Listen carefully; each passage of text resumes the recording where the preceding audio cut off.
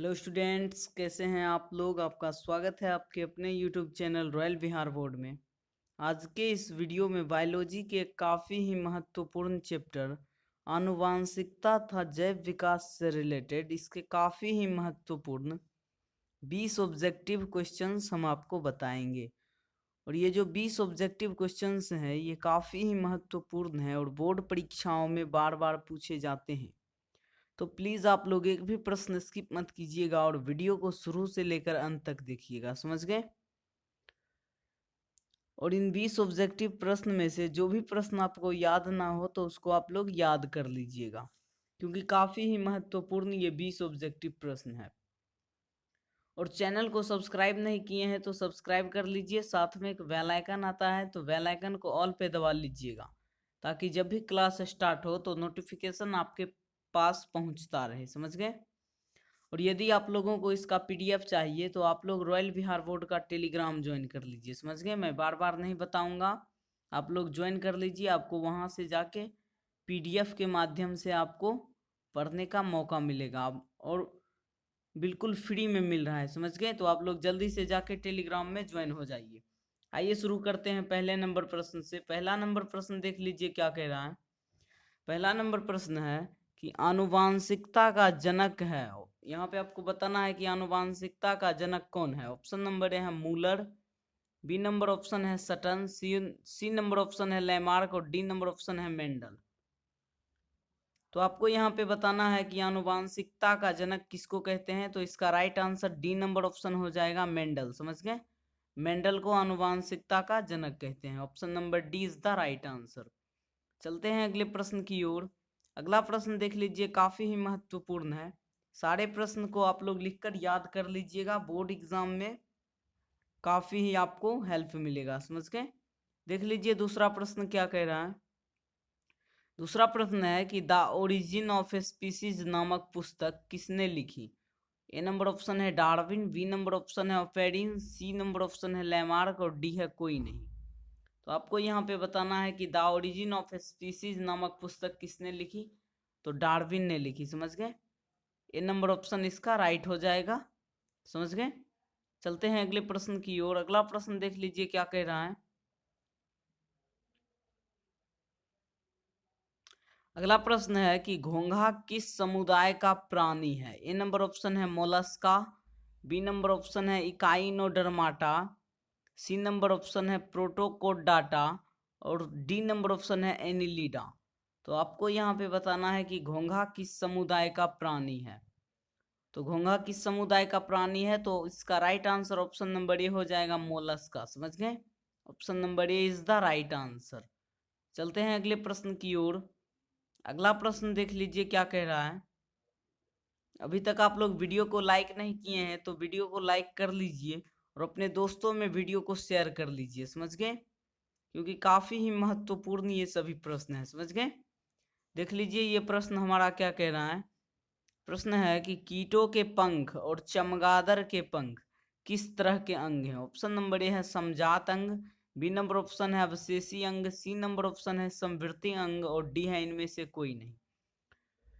तो आपको यहाँ पे बताना है कि कीट का पंख और चमगादड़ का पंख किस तरह के अंग हैं। तो इसका राइट आंसर ऑप्शन नंबर ए हो जाएगा, समजात अंग, समझ गए। चलते हैं अगले प्रश्न की ओर। अगला प्रश्न देख लीजिए क्या कह रहा है। अगला प्रश्न है कि विकासीय दृष्टिकोण से हमारी किससे अधिक समानता है। आपको यहाँ पे बताना है कि विकासीय दृष्टिकोण से किससे अधिक समानता है। ऑप्शन नंबर ए है चीन के विद्यार्थी से, बी नंबर ऑप्शन है चिंपैंजी से, सी नंबर ऑप्शन है मकड़ी से और डी है जीवाणु से। तो आपको यहाँ पे बताना है कि विकासीय दृष्टिकोण से हमारी किससे अधिक समानता है। तो हमारी समानता विकासीय दृष्टिकोण से चीन के विद्यार्थी से है, समझ गए। ऑप्शन नंबर ए इसका राइट आंसर हो जाएगा। चलते हैं अगले प्रश्न की ओर। अगला प्रश्न देख लीजिए क्या कह रहा है, काफी महत्वपूर्ण है। पक्षी और चमगादड़ के पंख हैं। ऑप्शन नंबर ए है समजात अंग, बी नंबर ऑप्शन है संवत अंग, सी ऑप्शन है अवशेषी अंग और डी है इनमें से कोई नहीं। तो आपको यहाँ पे बताना है कि पक्षी और चमगादड़ के पंख क्या है। तो ये भी समजात अंग है, समझ गए। ऑप्शन नंबर ए इसका राइट आंसर हो जाएगा। काफी महत्वपूर्ण ये सभी प्रश्न है, तो आप लोग सभी प्रश्न को याद कर लीजिएगा, समझ गए। काफी हेल्प मिलने वाला है आपके बोर्ड एग्जाम में। और इसका पार्ट 1 और पार्ट 2 वीडियो नहीं देखे हैं तो जाकर देख लीजिए, डिस्क्रिप्शन में लिंक दे दिया गया है, समझ गए। आप लोग जाकर वहां से देख सकते हैं। देख लीजिए नेक्स्ट प्रश्न क्या कह रहा है कि समजात अंगों के उदाहरण हैं। ऑप्शन नंबर ए है हमारा हाथ तथा कुत्ते का अग्रपाद। बी नंबर ऑप्शन है हमारे दांत तथा हाथी के दांत। सी नंबर ऑप्शन है आलू एवं घास के ऊपरी भूस्तारी। और डी नंबर ऑप्शन है उपरोक्त सभी। तो आपको यहाँ पे बताना है कि समजात अंग का उदाहरण कौन है। तो इसका राइट आंसर जो है ऑप्शन नंबर ए हो जाएगा, समझ गए। हमारा हाथ तथा कुत्ते का अग्रपाद, ऑप्शन नंबर ए इसका करेक्ट आंसर हो जाएगा, समझ गए। चलते हैं अगले प्रश्न की ओर। अगला प्रश्न देख लीजिए क्या कह रहा है। अगला प्रश्न है कि आनुवांशिक गुणों का संदेश होता है। ऑप्शन नंबर ए है डीएनए अणुओं में। बी नंबर ऑप्शन है जीव द्रव्य में। सी नंबर ऑप्शन है तंत्रिका में। और डी नंबर ऑप्शन है मस्तिष्क में। तो आपको यहाँ पे बताना है कि आनुवांशिक गुणों का संदेश कहाँ होता है। तो कोई भी जो है संदेश जो होता है, संदेश हमारा डीएनए अणुओं में होता है, समझ गए। आनुवांशिक गुण का संदेश कहाँ होता है, तो डीएनए अणुओं में होता है। इसका राइट आंसर ऑप्शन नंबर ए हो जाएगा, समझ गए। चलते हैं अगले प्रश्न की ओर। अगला प्रश्न देख लीजिए क्या कह रहा है, काफी महत्वपूर्ण है। किस वैज्ञानिक को आनुवांशिकी का पिता कहा जाता है। ऑप्शन नंबर ए है अरस्तु। बी नंबर ऑप्शन है Gregor John Mendel. C number option है राबर हुक। और डी है इनमें से कोई नहीं। तो ये प्रश्न बोर्ड एग्जाम में लगभग बार बार पूछे जाते हैं, तो आप लोग इस प्रश्न को जरूर से जरूर याद कर लीजिएगा, समझ गए। क्योंकि ये प्रश्न हर बार पूछा जाता है, समझ गए। किस वैज्ञानिक को आनुवांशिकी का पिता कहा जाता है, काफी महत्वपूर्ण प्रश्न है। तो इसका right answer B number option हो जाएगा, ग्रेगर जॉन मेंडल, समझ गए। Option number B is the right answer. चलते हैं अगले प्रश्न की ओर। अगला प्रश्न देख लीजिए क्या कह रहा है। अगला प्रश्न है कि वह प्रक्रम जिनके द्वारा नए जीव उत्पन्न होते हैं कहलाते हैं। ऑप्शन नंबर ए है जनन। बी नंबर ऑप्शन है लैंगिक जनन। सी है अलैंगिक जनन। और डी है वृद्धि। तो आपको यहाँ पे बताना है कि कौन सा प्रक्रम है जिनके द्वारा नए जीव उत्पन्न होते हैं।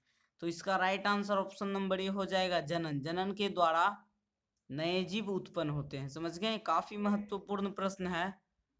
तो यहाँ पे इसका राइट आंसर क्या हो जाएगा, ऑप्शन नंबर ए हो जाएगा। चलते हैं अगले प्रश्न की ओर। अगला प्रश्न देख लीजिए क्या कह रहा है कि पृथ्वी पर जीवों में विविधता हेतु निम्नलिखित में कौन उत्तरदायी है।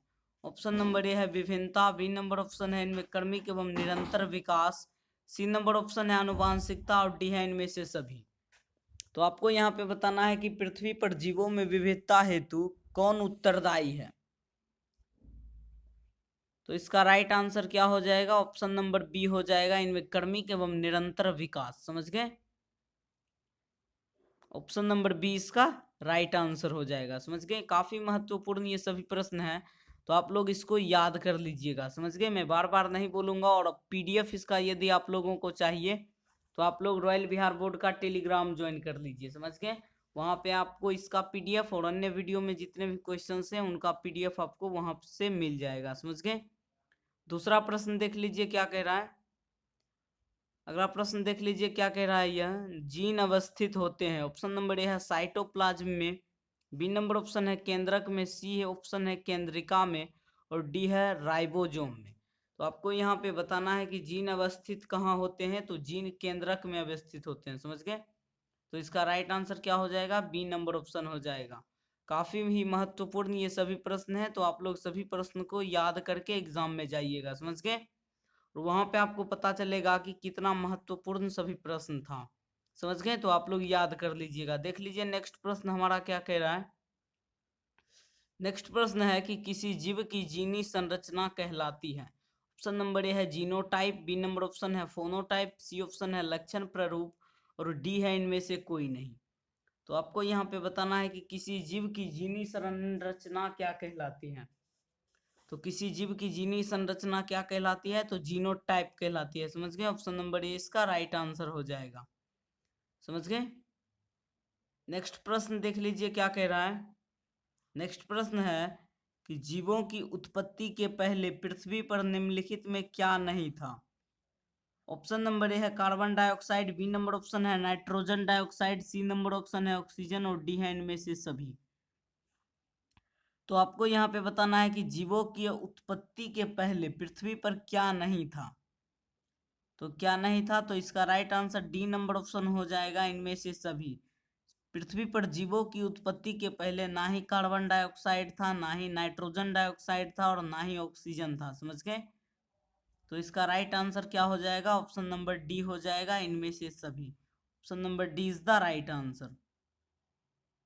नेक्स्ट प्रश्न देख लीजिए क्या कह रहा है। नेक्स्ट प्रश्न है कि मेंडल ने अपने वर्ण संकरण प्रयोग के लिए निम्नलिखित में किस पौधे का चयन किया था। यह भी काफी महत्वपूर्ण प्रश्न है, कई बार बोर्ड एग्जाम में पूछे जा चुके हैं, लगभग 10 बार से ज्यादा बार पूछा जा चुका है। ऑप्शन नंबर ए देख लीजिए क्या कह रहा है, पीसम स्टाइवम, बी नंबर ऑप्शन है लेथराइस ओडोरेट्स, सी नंबर ऑप्शन है आर्जिमोन मैक्सिकाना और डी है इनमें से कोई नहीं। तो आपको यहाँ पे बताना है कि मेंडल ने अपने वर्ण संकरण प्रयोग के लिए किस पौधे का चयन किया था। तो मटर के पौधे का चयन किया था।